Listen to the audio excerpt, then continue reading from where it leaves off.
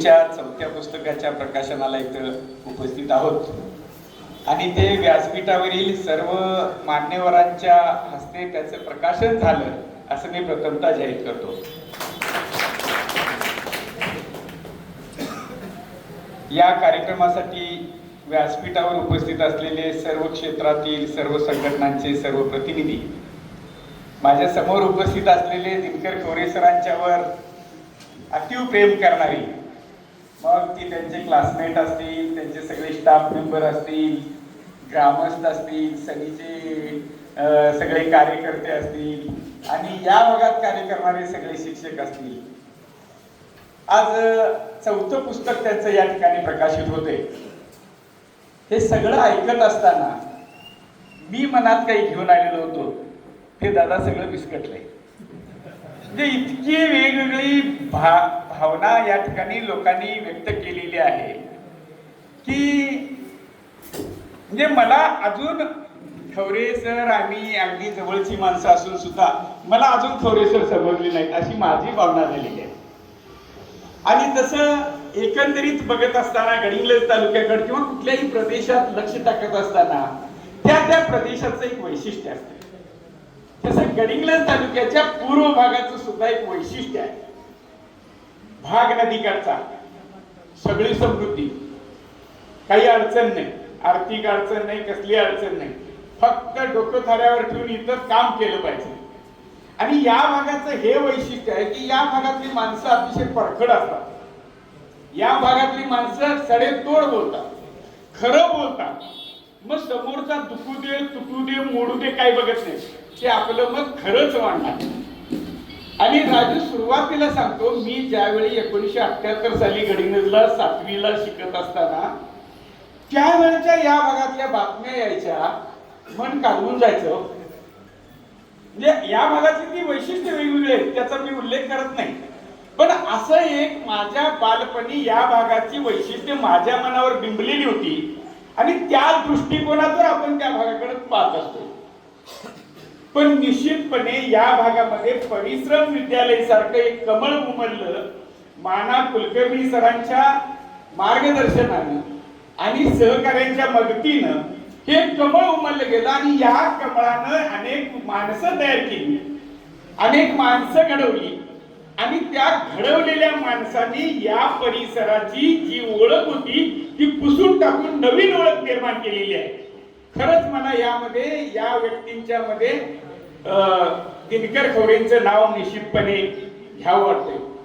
आणि मी मगाशी म्हटलं की ही माणसं परखड असतात, कुणाचं काय ऐकत नाही, आपलं ऐकतेच करणार। आणि अशी माणसं सांभाळणं लय अवघड असते। मी खवरे वहिनींना निश्चितपणे धन्यवाद देतो की असं एक चमत्कारिक रसायन तुम्ही सांभाळाय नव्हे, फक्त मोठं केलेलं आहे आणि मोठं झालेलं आहे। तर खरंच धन्यवाद द्यायला पाहिजे या परिसराला, या मातेला सुद्धा की त्यांनी असं एक व्यक्तिमत्व घडवलेलं आहे।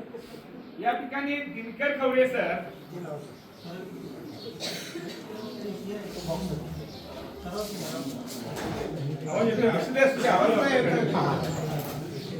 खरं म्हणजे दिनकर खवरे सर केव्हा आमच्या सहवासात आले हे खवरे सर मला ते आठवत नाही, पण आले ते आपले होऊन गेले।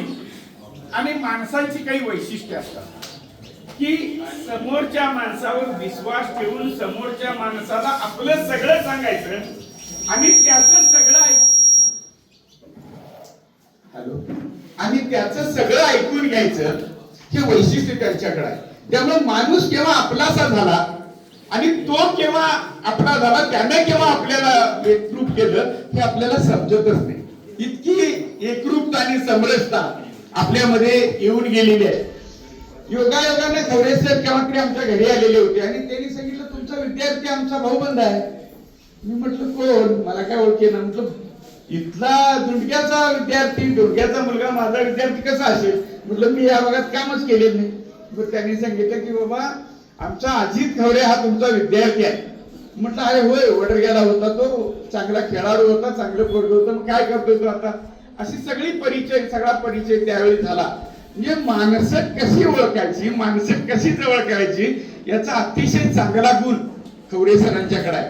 आता तुम्ही या ठिकाणी बघत असाल तर सगळ्या क्षेत्रातली माणसं आहेत आणि इथं तर सगळ्या संघटनांची माणसं आहेत वर बसलेली.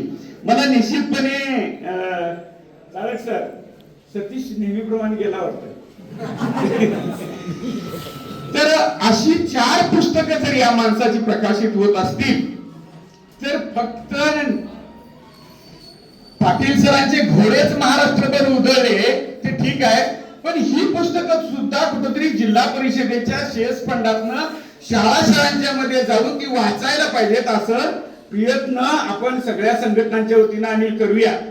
त्या दृष्टीनं जिल्हा परिषदेकडे काय मागणी करावी लागत असेल, कुठून जावं लागत असेल ते करूया. यातलं एखादं पुस्तक असू दे, यातली एखादी कथा असू दे, कुठंतरी मुलांच्या पर्यंत पोहोचावी यासाठी हे प्रयत्न करणं आपलं सगळ्यांचं कर्तव्य आहे. दिनकर बद्दल बोलणं म्हणजे मगापासून दिनकरराव लोकांनी जी जी भावना व्यक्त केली ती सगळी माझी आहे आणि ते सगळं माझं मनोगत आहे असं समजा. त्या सगळ्याला पाता देऊन मी थोडस माना कुलकर्णी सरांच्याकडे येतोय.